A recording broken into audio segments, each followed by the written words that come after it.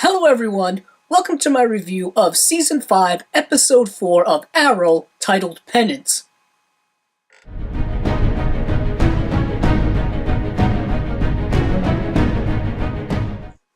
Before I go any further, I just want to say that there will be spoilers in this review. In this episode, we have two different plot lines going on. We have Team Arrow having to deal with Tobias Church and his attack on the city, and we have Oliver going off accompanied with Lila to rescue Diggle from a military prison. But this is no easy task because military prisons typically have high security.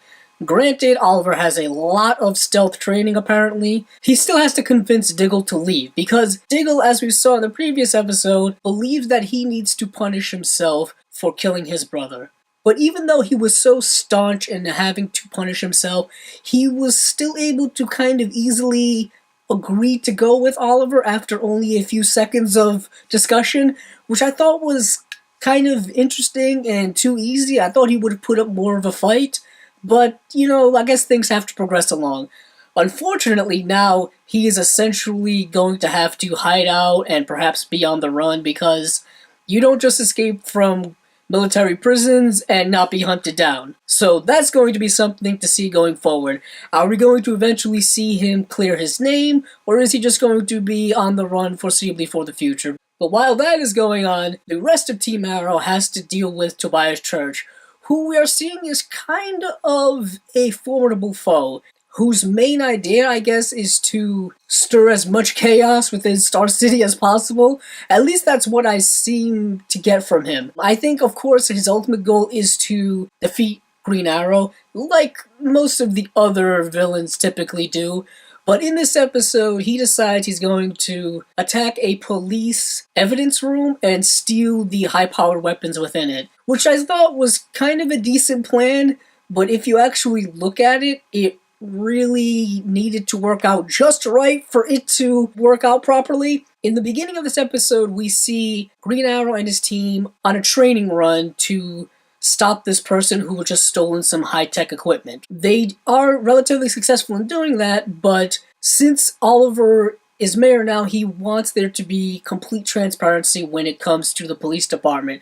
So he has to have someone literally look to see where the evidence is being stored, and if it's being stored properly. So while he's out of town, he basically has Captain Lance, who is now his deputy mayor, do that for him. So Captain Lance and the DA go over and make sure everything is on the up and up. But while there, the officer who was logging, I guess, all of this evidence, puts this case on top of something that seems to be next to a wall. And I'm looking at this and I'm like, and it starts ticking and vibrating and I'm like, okay, this is a bomb. This is gonna blow up. Why nobody thought to open this case up and investigate it properly and see its in and outs and perhaps x-ray it or something like that to actually see what was in it, I don't understand that at all. Also, in Tobias Church's perspective, let's say hypothetically this case wasn't put near a wall for him to break into. What if this was placed on a shelf on the other side of the room? What happens if this bomb was so explosive that it blew up the very thing you came in to steal? Granted, I'm assuming that he did all of his homework when it came to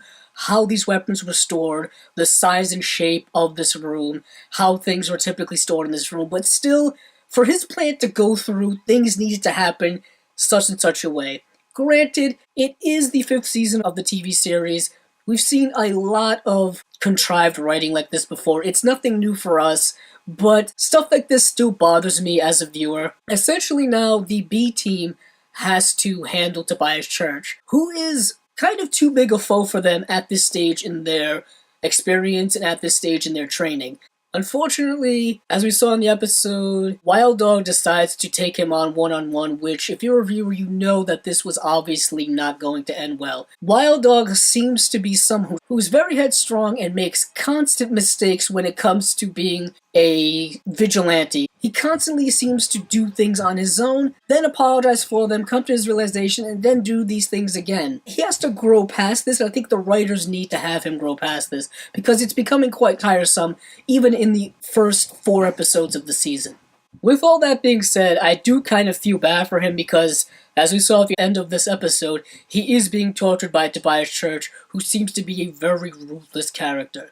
The aftermath of Ragman and Felicity kind of goes the way you would assume it would go. I think we all kind of guessed that he was going to maybe forgive her or at least make peace with her and rejoin the team, which of course he did. And it's kind of important to have him as part of the team, like I said before. He is the one main member of the team that actually has superpowers, that actually brings something to the table the others can't. It's nice to see Team Arrow do things on their own without Oliver, but as we saw in the episode, they are far from being relatively efficient. And I feel like it's going to take some time for them to do that. We also got to see a little more of Adrian Chase's character, and we saw that he has a little bit of a mean streak in him in this episode when he was interrogating that guy. And also at the end of the episode, he came to certain realizations that these costumed vigilantes may actually not be as bad as he once assumed. It's also kind of coincidental that he happens to be literally surrounded by them in the mayor's office with Oliver, Thea, and even Captain Lance to a certain extent. I think it's only a matter of time before he also learns that Oliver is the Green Arrow. That just seems to be the way the show goes.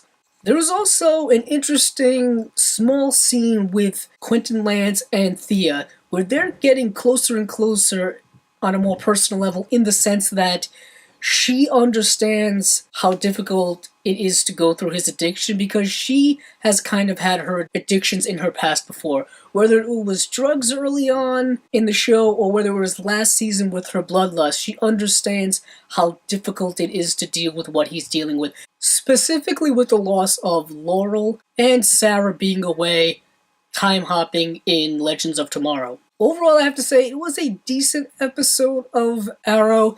Not one of my favorites of this first batch of episodes, but it's nice to see certain character progressions and also setup for another episode. For example, I believe we all know that Team Arrow is going to reassemble and go and search for Wild Dog and rescue him. And have a big confrontation with Tobias Church, because I'm not quite sure how longer I can believe Tobias Church being a main villain. I really want to see Prometheus take over as the main villain in the season sooner rather than later, because I believe he poses more of a legitimate threat. Not to say that Tobias Church isn't a threat, because he is. He seems to be someone who can physically be intimidating. This has been my review of Season 5, Episode 4 of Arrow, titled Penance. If you like this video, please check out my other episode reviews of the other superhero-related television series.